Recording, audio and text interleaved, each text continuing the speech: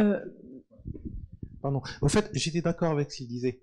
Quand je disais comme ça, c'est vraiment, c'est une très bonne question. Est-il vraiment intéressant? Et j'aimerais intervenir sur deux petits points très très importants.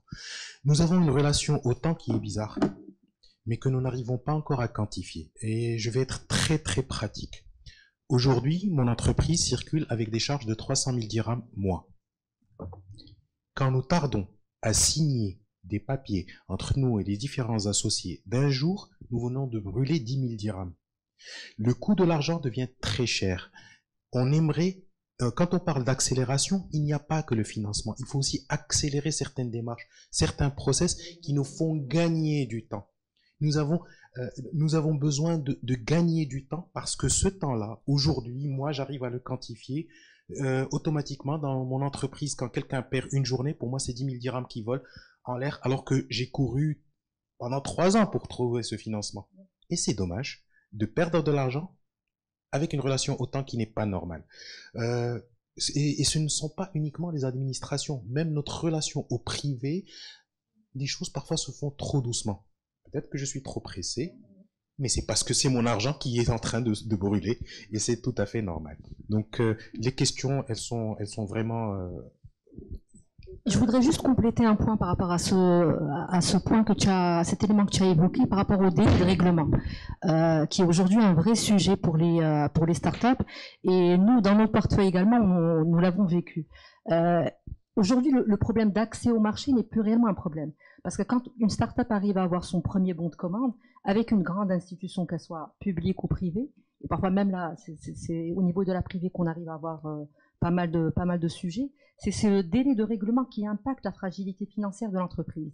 Parce que, comme tu le disais tout à l'heure, les startups n'ont pas les reins solides ou l'assise financière nécessaire pour supporter des délais de règlement qui, des fois, peuvent dépasser les 12 mois. Hein. Enfin, en moyenne, on est sur 6 mois, mais moi, j'ai déjà assisté à des startups qui ont cumulé des délais de règlement de plus de 12 mois. Peut-être au 13e mois, la startup n'est plus là. Donc c'est réellement un vrai sujet, ce point-là de délai de règlement et tous les autres sujets qui sont annexes pour préserver la startup. Alors qu'on a déjà réglé la TVA. Ouais. Vous savez, un chiffre très important, nous avons dépensé cette année 1 342 000 dirhams, 678 et c'est là, en cotisation, oui, en TVA, alors que j'ai pas encore fait de chiffre d'affaires. Et c'est là où je parlais d'incitation fiscale, autant pour les investisseurs que pour les fondateurs des startups. On a besoin d'avoir un régime particulier pour alléger les charges sociales, même au niveau des recrutements, pour leur permettre de faire des recrutements à la hauteur de leur développement. Et aujourd'hui, même le recrutement, et surtout sur la partie tech et sur la partie des développeurs, est un vrai sujet.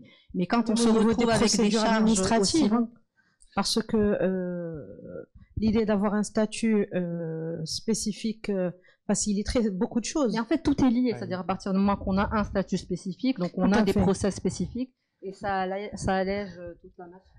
Vous savez, la compétition, elle est pas au Maroc. Moi, j'ai du mal à retenir mes ingénieurs pour ne pas partir en France. Et j'ai pas les moyens de les retenir. Vous pouvez pas vous parce que je ne peux pas m'aligner sur leur salaire. Et Dieu sait combien je fais d'efforts pour avoir un management humain, pour avoir une politique de rétention de talent. Mais à la limite, à la fin, quand ils partent faire un entretien d'embauche dans un hôtel et qu'ils partent en France, je perds énormément et je ne peux pas m'aligner.